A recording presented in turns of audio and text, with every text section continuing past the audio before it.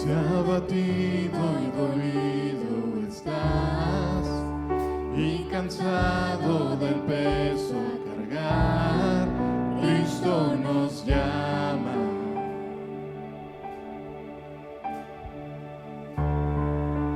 Si al final del camino estás sin saber hacia dónde mirar, Cristo nos llama. Ven ante su trono, el Padre te recibirá con sangre preciosa. Jesús borró nuestra maldad.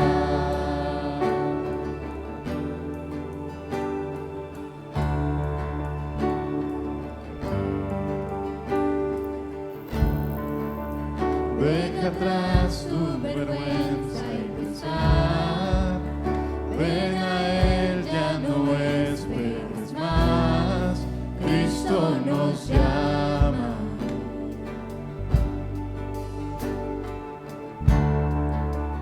Trae toda tristeza al altar, nueva vida Jesús te dará, Cristo nos llama.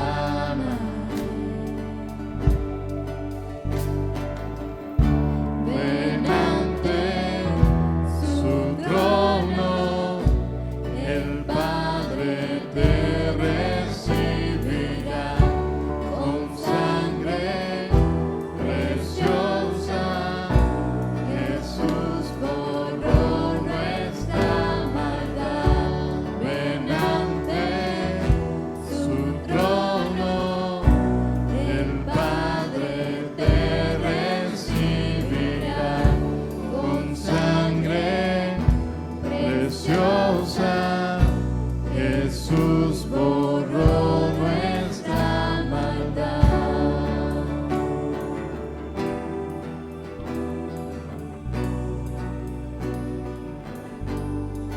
Oh, cuán hermoso es nuestro Salvador. Canta aleluya, Cristo vive. Nadie es más grande, solo Él es Señor. Canta aleluya, Cristo vive. Oh, cuán hermoso es nuestro Salvador. Canta aleluya, Cristo vive. Nadie es tan grande, solo Él es Señor. Canta aleluya, Cristo vive.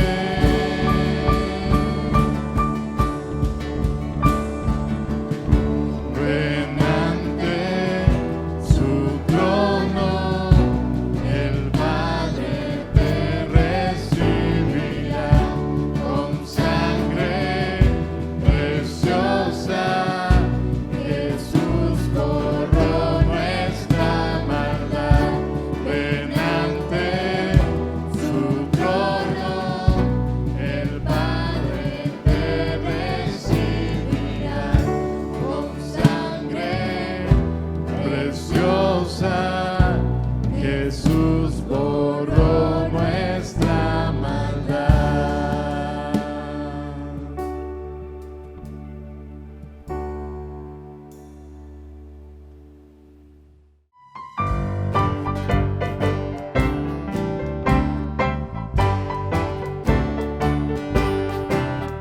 Cuando la trompeta suene en aquel día final y que el alba eterna rompa en claridad, cuando las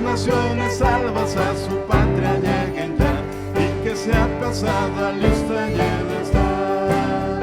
Cuando allá se pase lista, cuando allá se pase lista, cuando allá se pase lista, a mi nombre yo feliz responderé. En aquel día sin nieblas en que muerte ya no habrá, y su gloria el Salvador impartirá.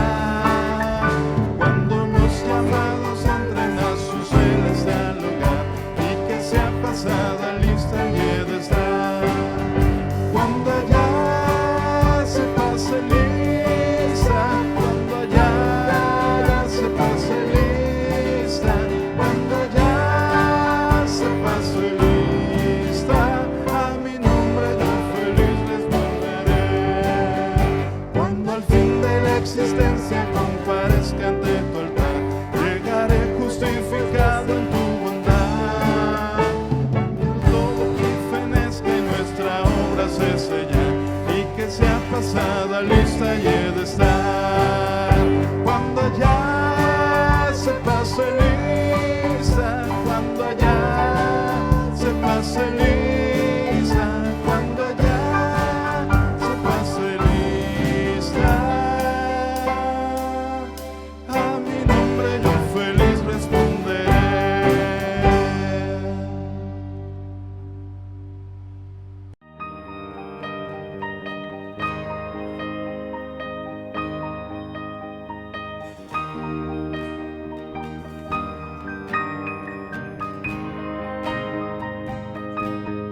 Quebrantado fuiste, oh Jesús, por mi rebelión. Resucitaste y hoy puedo vivir y de nuevo nacer.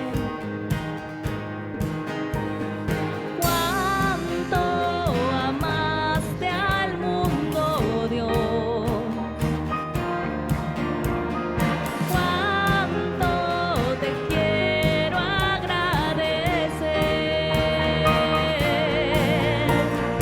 Gloria, gloria en lo alto, gloria en lo alto, gloria al Rey.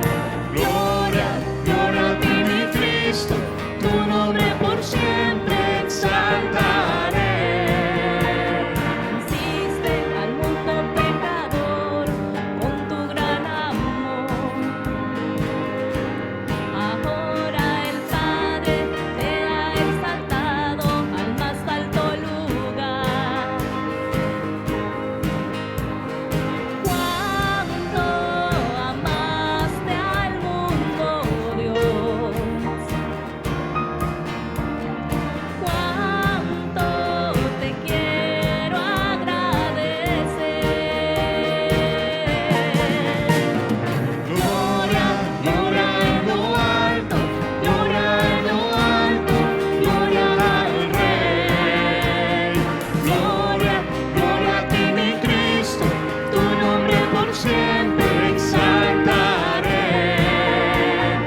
Digno, solo tú eres digno, solo tú eres digno, solo tú eres Dios. Sí, digno, solo tú eres digno, solo tú eres digno, solo tú eres Dios. Gloria, gloria en lo alto, gloria en lo alto, gloria al Rey. Gloria, gloria a ti mi Cristo, tu nombre por siempre exaltaré. Gloria, gloria en lo alto, gloria en lo alto, gloria al Rey. Gloria, gloria a ti mi Cristo, tu nombre por siempre exaltaré.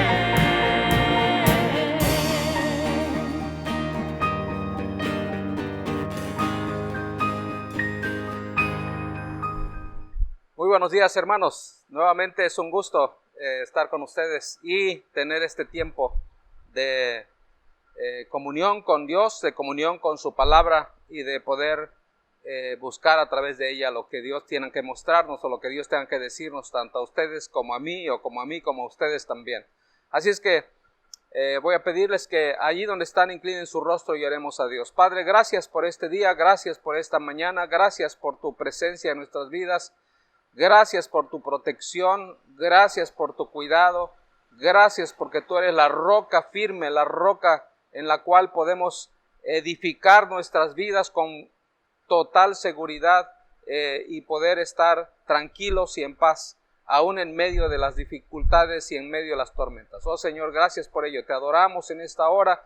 Te damos muchas gracias porque tú eres bueno y porque seguramente ahí donde están mis hermanos, ahí estás tú también con ellos. Bendito seas por ello. Te adoramos pues en el nombre de Jesús. Amén. Bien, hermanos, el día de hoy vamos a estar, seguimos adelante con el tema del arrepentimiento. El tema pasado se llamó el arrepentimiento, una puerta a la gracia, y creo que definitivamente sigo pensando en ese aspecto, en ese punto que es muy importante, y ahora vamos a explicar un poco más acerca de este asunto, porque en la vida tenemos arrepentimientos falsos y arrepentimientos verdaderos, y como voy a utilizar dos historias de la Biblia, pues no estoy usando una en este caso para introducirme, una anécdota o una historia de por ahí que seguramente hay en ese sentido de arrepentimiento. Así es que por esa razón lo voy a usar, porque básicamente son dos ejemplos que vamos a ver esta mañana en ese sentido de arrepentimiento. Entonces, existen arrepentimientos falsos y arrepentimientos verdaderos, ¿ok? Dicho de otra manera, existen arrepentimientos teocéntricos y existen arrepentimientos homocéntricos. Teocéntricos quiere decir centrado en Dios, homocéntrico quiere decir centrado en el hombre. Entonces, hay esas dos clases de arrepentimiento el día de hoy. Así es que justamente vamos a estar hablando un poco de esto, y para ello escogí a algunos personajes bíblicos que nos enseñen, que nos digan, que nos muestren justamente eso. Y qué mejor que poder ver este asunto del arrepentimiento a la luz de dos personajes bíblicos muy famosos. Por cierto, los dos reyes, por supuesto. Y más adelante, probablemente en otro mensaje, vamos a ver a otros personajes. Pero por ahora vamos a ver estos dos, porque me parece que hay mucho que aprender al respecto en este sentido. Estamos hablando del arrepentimiento falso y verdadero. Entonces, en la primera carta de Samuel, capítulo 13, versículos 8 al 14, encontramos la primera historia de un falso arrepentimiento. Y voy a permitirme, si ustedes, está bien por ustedes obviamente, leer esta parte de la Escritura, versículo 8 al versículo 14, que dice de la siguiente manera: y él esperó 7 días conforme al plazo que Samuel había dicho. Samuel era el juez en ese entonces, o el profeta en ese entonces. Pero Samuel no venía a Gilgal y el pueblo se le desertaba, dice la Escritura. Entonces dijo Saúl: traedme holocaustos y ofrendas de paz, y ofreció holocaustos. Y cuando él acababa de ofrecer el holocausto, he aquí Samuel que venía, y Saúl salió a recibirle para saludarle. Entonces Samuel dijo: ¿qué has hecho? Y Saúl respondió, escuchen lo que dijo: porque vi que el pueblo se me desertaba y que tú no venías dentro del plazo que acordamos señalado, y que los filisteos estaban reunidos en Micmas, dice Saúl, me dije: ahora descenderán los filisteos contra mí a Gilgal, y yo no he implorado el favor de Jehová. Me esforcé pues y ofrecí holocausto. Entonces Samuel dijo a Saúl: locamente has hecho esto. ¿No guardaste el mandamiento de Jehová tu Dios que él te había ordenado? Pues ahora Jehová hubiera confirmado tu reino sobre Israel para siempre. Mas ahora tu reino no será duradero. Jehová se ha buscado un varón conforme a su corazón. Jehová se ha buscado un varón conforme a su corazón, al cual Jehová ha designado para que sea príncipe sobre su pueblo, por cuanto tú no has guardado lo que Jehová te mandó. Qué interesante este pasaje cuando estamos hablando justamente de arrepentimiento. Lo que está antes de este pasaje es que simple y sencillamente Saúl salió a la batalla contra un pueblo. En este caso está hablando de un pueblo que era muy clásico en aquel entonces, los amalecitas. Y entonces la orden de Dios a través de Samuel había sido a Saúl, el rey, que no tocara nada, que todo lo exterminara, tanto a seres humanos como animales, y que no cogiera absolutamente nada como botín de esa guerra. Y bueno, ustedes acaban de ver la lectura de este pasaje desde el 8, empezamos a darnos cuenta que Saúl desobedeció esa orden. Y entonces podemos ver algunos aspectos que me parecen sumamente importantes. Uno de esos aspectos importantes, porque obviamente tenemos que estar claros en esto. Notemos cuál fue la actitud de Saúl. Y esta es una actitud que he visto muchas veces en mi propia vida. La actitud de Saúl es una actitud que yo he visto muchas veces en mi propia vida. Y es una actitud de un arrepentimiento falso. Vean ustedes el versículo 11, por favor. Verso 11. Entonces Samuel dijo, ¿qué has hecho?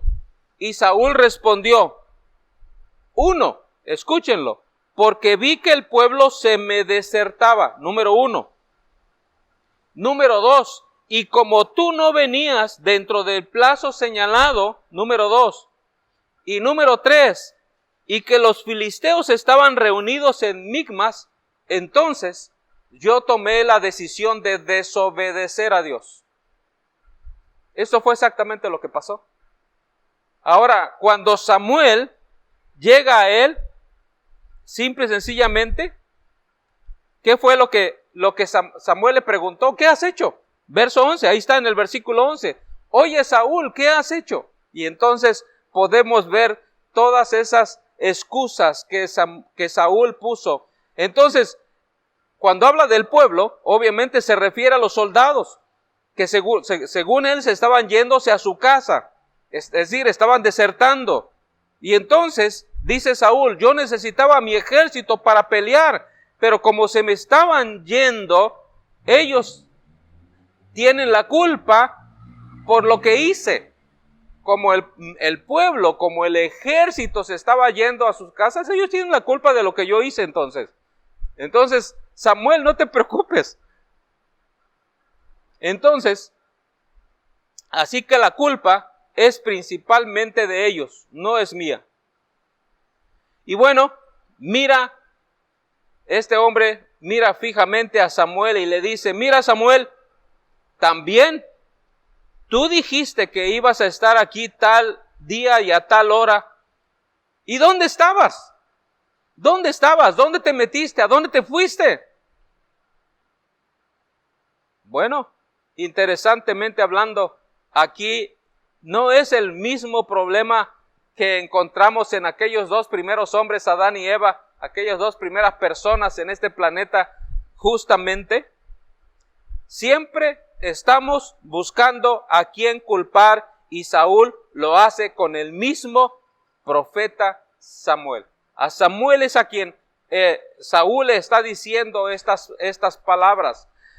Entonces, ¿qué es lo que pasa aquí? Bueno, primero, notamos que le echa la culpa a Samuel.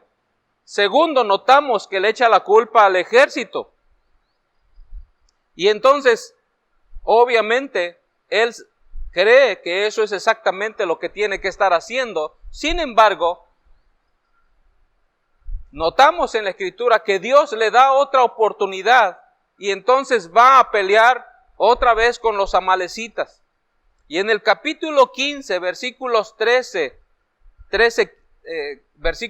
al 15, versículo 21 y 28, podemos encontrar otra vez esta historia interesante. Voy a leerlos porque me parecen algo que debemos tener muy presente. Versículo 13 del 15 dice de la siguiente manera: vino pues Samuel a Saúl y Saúl le dijo: bendito seas tú de Jehová, yo he cumplido la palabra de Jehová. Le dice Saúl al profeta o al juez Samuel, ¿ok? Yo he cumplido, fíjense muy bien lo que está diciendo, yo he cumplido la palabra de Jehová. Sigue diciendo, Samuel entonces le dijo: pues qué válido de ovejas y bramido de vacas es este que yo oigo con mis oídos. Y entonces Saúl el rey respondió: de Amalec los han traído, porque el pueblo perdonó lo mejor de las ovejas y de las vacas para sacrificarlas a Jehová tu Dios, pero lo demás lo destruimos. Hay un montón de cosas aquí que otra vez se repiten. La misma historia anterior, otra vez en este momento, nuevamente se repiten. Casi la misma historia. Y entonces, esta no fue la acción mía, lo que él está diciendo, esta no fue la acción mía, esta acción fue la de los soldados. Pues como siempre, ellos tomaron la decisión. Ellos decidieron tomar lo malo, es decir, como le llama la Biblia, el anatema, lo prohibido, y pusieron sus propias reglas. Entonces, yo como rey, obviamente, tengo autoridad sobre los soldados y bueno, dejé que ellos hicieran lo que ellos querían hacer porque yo no quería verme en líos, en problemas con ellos. Entonces, Saúl tenía un ídolo en su corazón y ese ídolo era su propia imagen. Escuchemos esto porque esto realmente es importante. Ese ídolo que Samuel tenía era su propia imagen.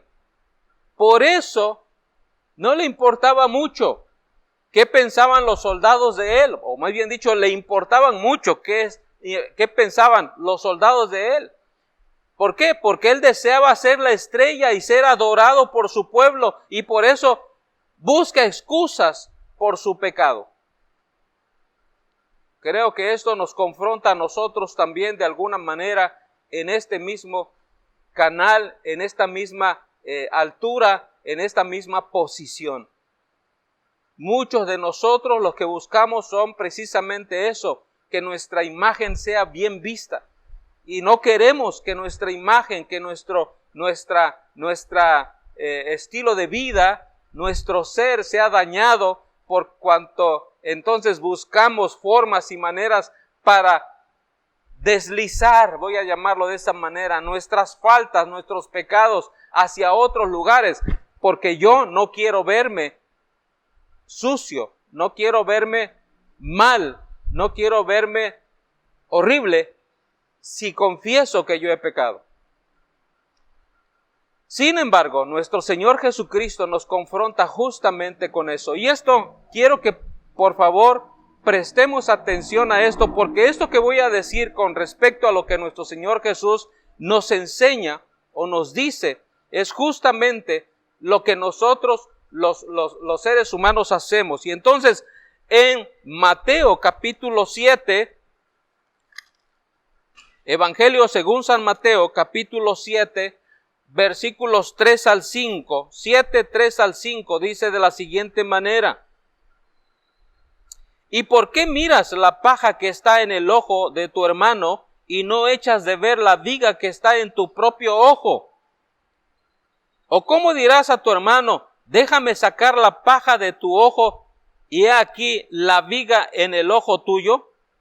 Y noten ustedes en el verso 5, hipócrita, saca primero la viga de tu propio ojo y entonces verás bien para sacar la paja del ojo de tu hermano. ¿Cómo encaja este pasaje prácticamente con lo que estamos hablando de Saúl? Bueno, exactamente es eso. Él no quería ver la viga que tenía en su propio ojo y entonces le echaba la culpa a los demás. Entonces, Vamos a ir a esta suposición que me parece muy importante y muy acertada. Vamos a decirlo de esta manera. Supongamos que yo tengo un problema con mi esposa. Cuando tenemos un pleito, siempre pienso que ella tiene el 90% de culpa y que yo muchas veces tengo el 10% de culpa. El problema es que ella piensa exactamente lo mismo. Y entonces, muchas veces son las razones por las que hay problemas serios y nos enfrascamos en un pleito, en un problema que se hace cada vez más grande. Y entonces, en este pasaje que acabo de leer, nuestro Señor Jesucristo nos dice que si yo tengo un 10% de culpa, Él dice que yo tengo una viga porque está en mi ojo. Aunque yo tenga un 10% de culpa, Jesús me está diciendo, tú tienes una viga en tu ojo, aunque sea así de pequeña, es una viga. Por lo que si yo fuera más sincero conmigo mismo y dijera que yo tengo un 90% de culpa, pero hay una característica en este pasaje, que si aún tengo un 10 y ella un 90 de culpa, Jesús me está diciendo que lo que está en mi ojo siempre será una viga. Así es que no importa cuál sea el porcentaje que yo tenga y el porcentaje que tenga la otra persona, lo que yo tengo siempre para Dios, siempre para Jesús, va a ser una viga. Ojo con lo que estoy diciendo, porque esto es importante para nosotros también. Ahora, me gustaría pensar que lo que está en mi ojo es una paja. Eso me gustaría pensar. Y lo que está en el ojo de los demás es una viga. Me gustaría pensar de esa manera, ¿no? Qué cosa, hombre. Si pensáramos así, creo que sería fantástico. Pero resulta que lo que está en el ojo de la otra persona siempre va a ser una paja, no una viga. Siempre va a ser una paja. Ahora, mi tendencia a pensar es que yo tengo la paja y ella la viga. O yo tengo la paja y ella la viga, o él la viga. Pero esa no es la enseñanza de nuestro Señor Jesucristo. Pues lo que Él dice, que lo que está en mi ojo es siempre y será la viga. Siempre será la viga. No importa el porcentaje. Aún hasta podríamos ponerle no un 10%, un 1%. Si hay algo en mi ojo que no me permite ver claramente lo que necesito ver, entonces para Jesús, para Dios, siempre va a ser una viga. Porque yo no soy responsable de lo que está en el ojo de la otra persona. Ese es el punto. Todo lo contrario. Soy responsable por lo que está en mi ojo. Por eso, aunque sea mi culpabilidad menor, pequeña, es una viga para mí que podríamos decir es el 10%, es el 8%, es el 1%. Pero para mí siempre será una viga. Y exactamente esto era lo que no le permitía al rey Saúl mirar su falta, mirar su pecado. Siempre estaba diciendo y estaba señalando hacia los demás, hacia la paja que había en los demás, ya sea en su ejército, ya sea en Samuel o ya sea en los enemigos inclusive, porque él usó hasta los enemigos para escapar de su responsabilidad y de simplemente decir, sí, reconozco que fallé, reconozco que pequé. Ahora pasamos al siguiente personaje, y el siguiente personaje es el rey David. En este personaje encontramos el ejemplo de un arrepentimiento verdadero, y ahorita lo vamos a ver rápidamente. En segundo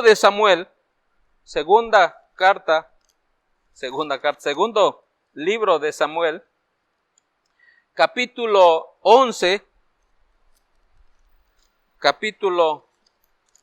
de el segundo libro de Samuel, versículos 2 al 4, dice de la siguiente manera: y sucedió un día, al caer la tarde, que se levantó David de su lecho y se paseaba sobre el terrado de la casa real, y vio desde el terrado a una mujer que se estaba bañando, la cual era muy hermosa.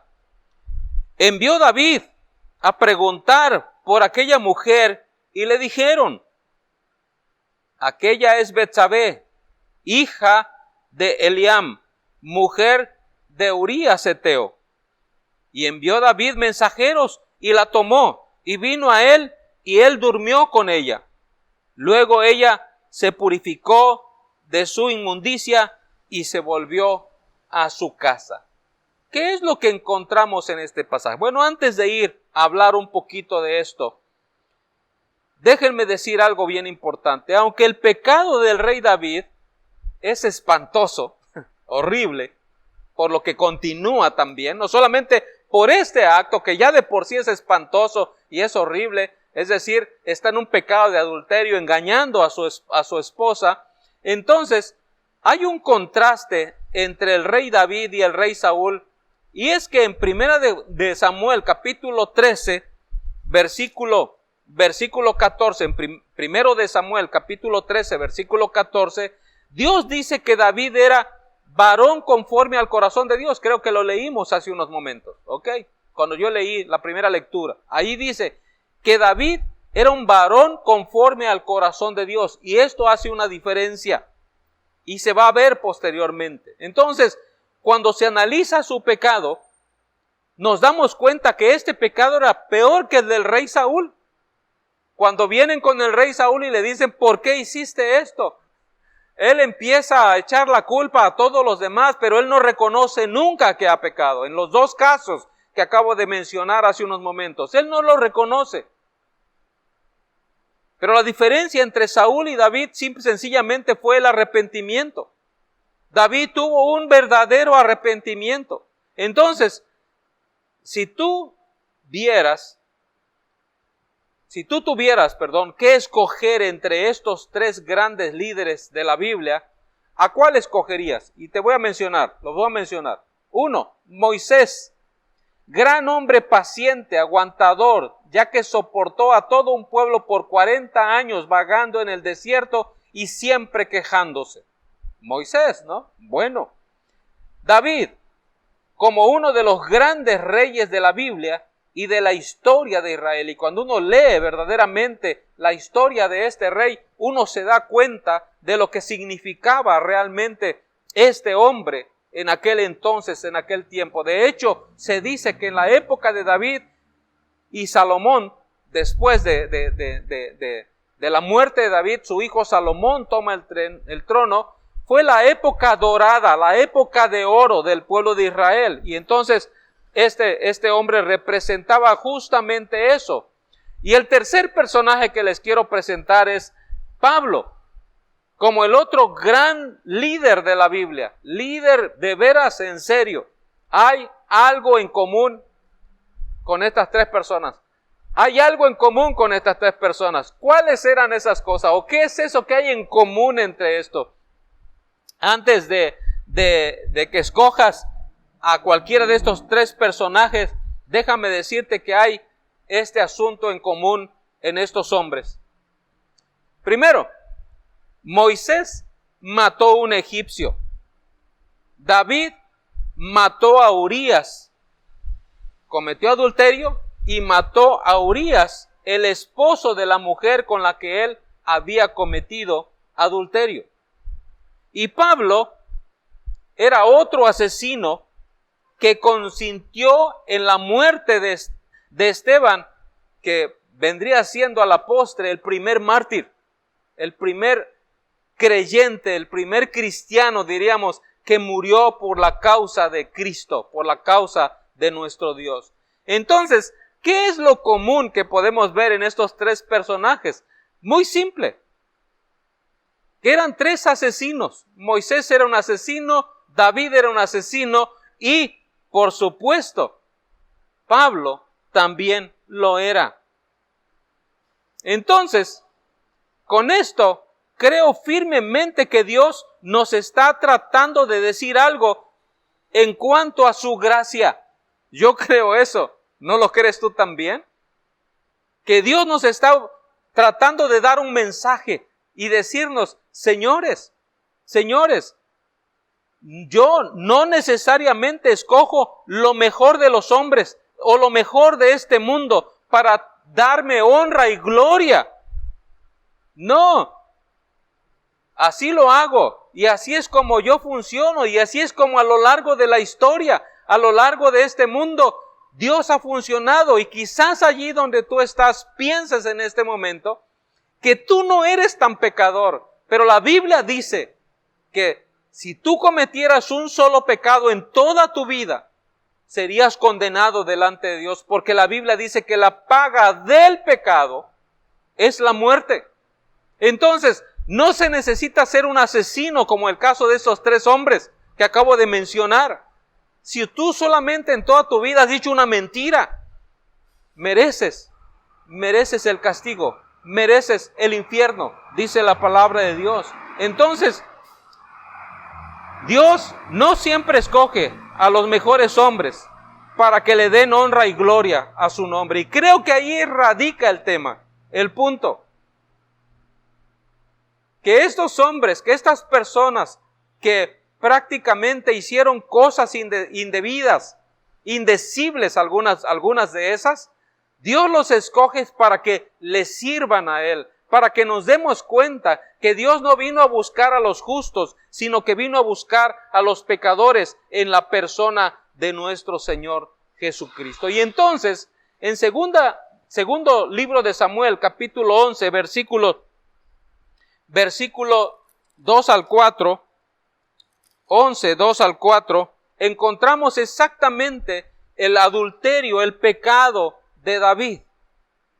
Ahora, en el verso 15 y 17, voy a leer el 15 y luego leeré el 17. Del 11, dice de la siguiente manera: y escribió en la carta diciendo, poned a Urías al frente en lo más recio de la batalla y retiraos de él para que sea herido a muerte. Es decir, porque si tuviéramos algo de decir, no, eso no es cierto. Bueno, aquí la Biblia está corroborando exactamente lo que David no debió haber hecho.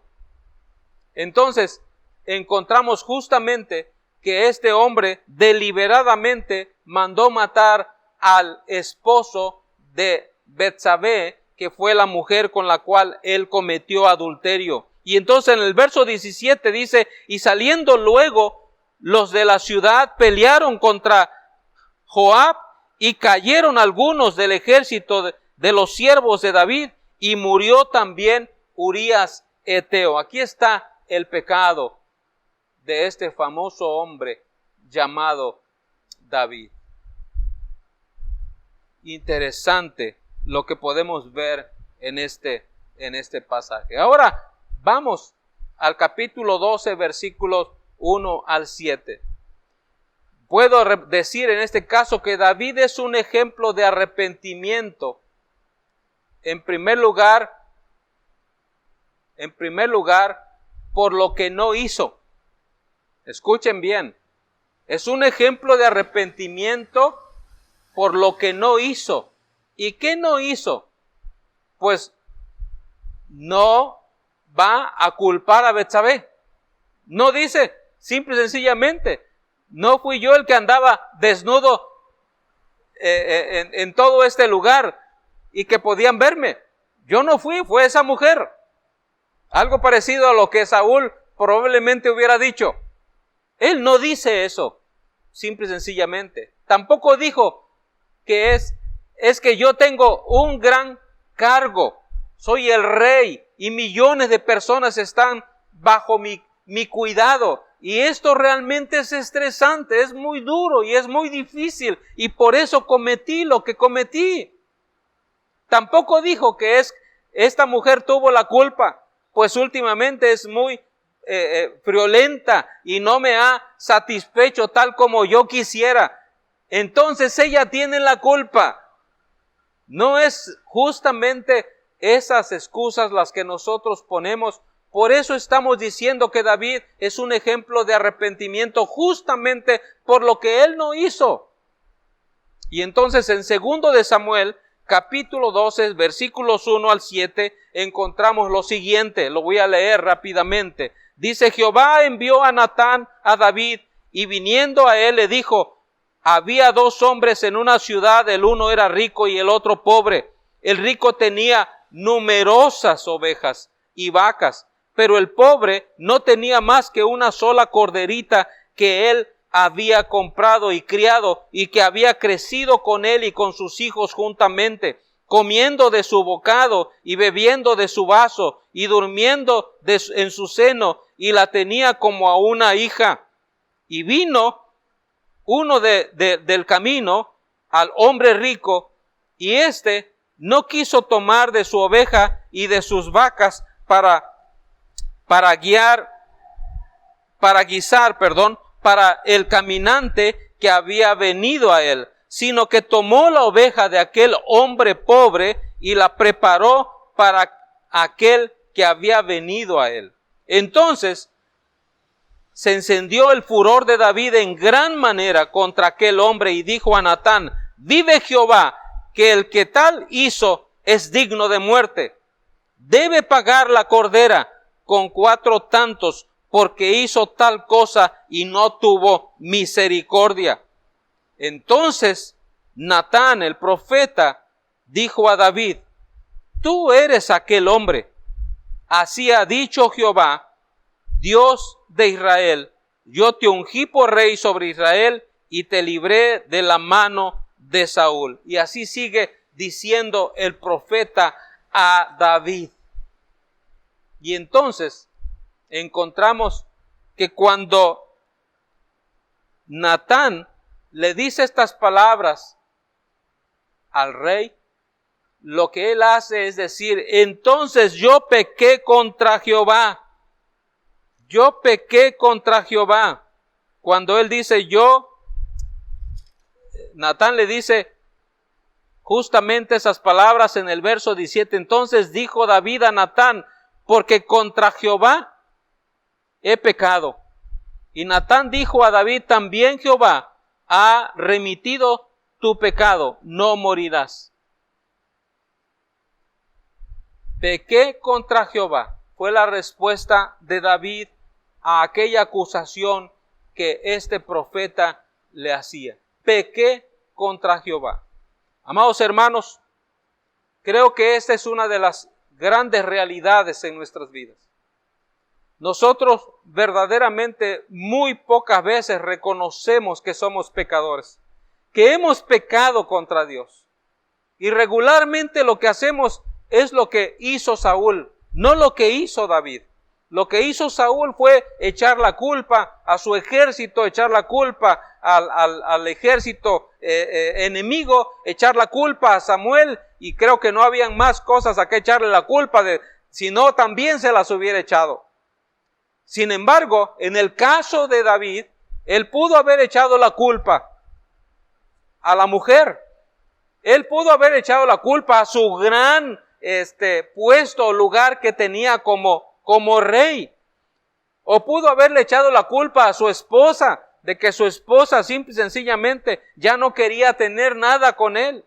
Esto no fue lo que él hizo. Cuando él escuchó las palabras del profeta Natán, dijo claramente: pequé contra Jehová. Y esto, amados hermanos, es algo que me parece que tenemos que tener muy en cuenta. Esto no es ni complicado ni enredado. El hecho de que nosotros reconozcamos que hemos pecado no es ni complicado ni enredado. No así con el caso de Saúl. Él empezó a poner muchas cosas y enredó más su vida, de tal manera que Dios lo quitó del trono, precisamente por eso. Entonces aquí tenemos 2 personas. Una que camina conforme al homocentrismo. En el caso de Saúl, yo soy lo más importante.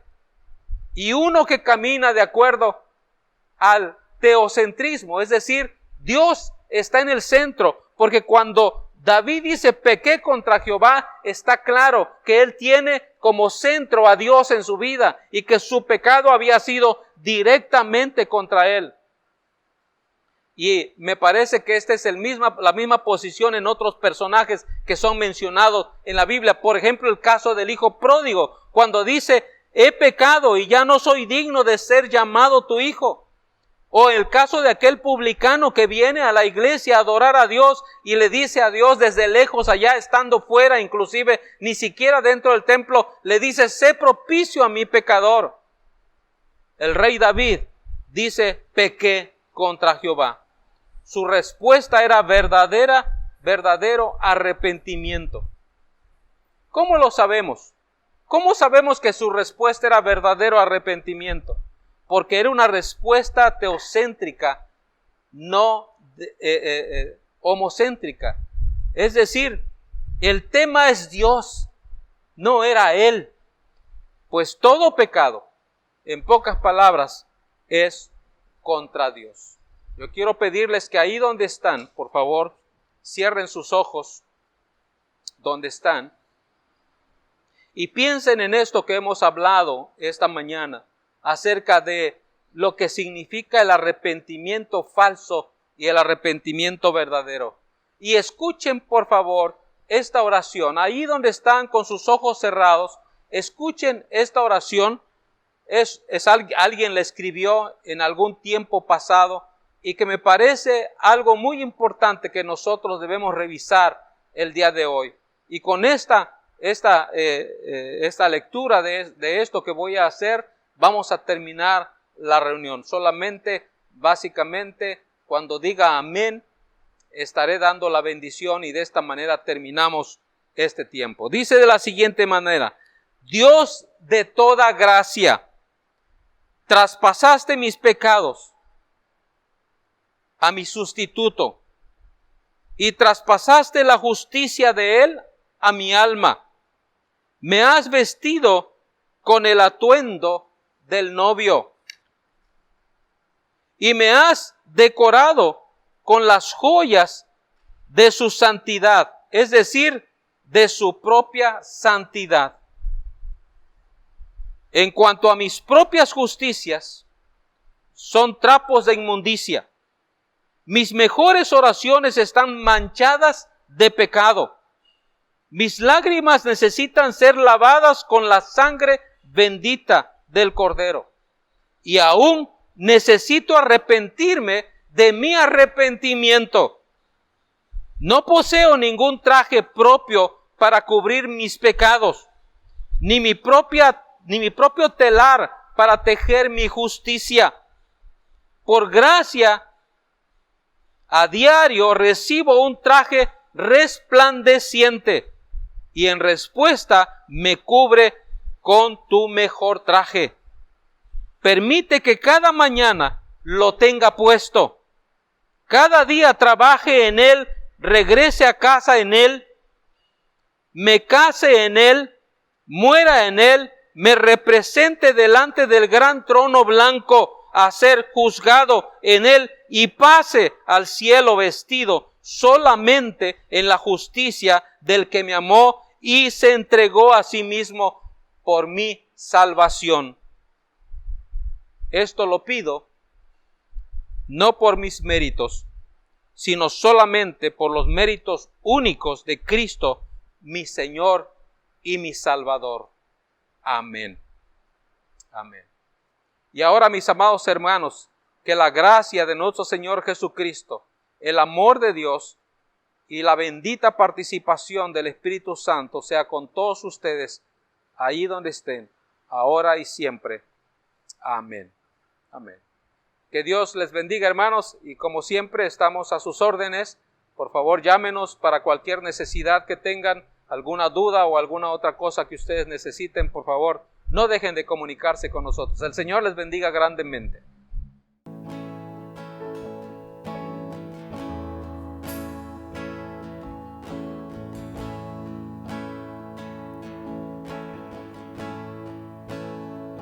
A tus pies, de mi corazón, a tus pies, entrego lo que soy. Es el lugar de mi seguridad. donde nadie me puede señalar. Me perdonaste, me acercaste a tu presencia, me levantaste y hoy me postro a adorarte. No hay lugar más alto, más grande que estar a tus pies, que estar a tus pies. No hay lugar más alto, más grande que estar a tus pies, que estar a tus pies, a tus pies, ante mi corazón, a tus pies, entrego lo que soy. Es el lugar de mi seguridad, donde nadie me puede señalar. Me perdonaste, me acercaste a tu presencia, me levantaste, hoy me postro a adorarte.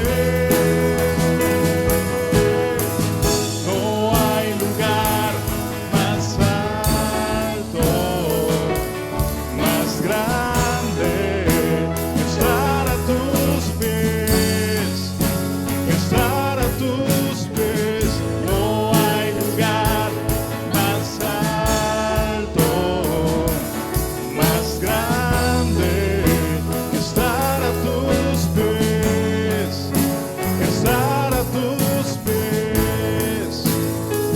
Y aquí permaneceré, postrado a tus pies. Y aquí permaneceré a los pies de Cristo.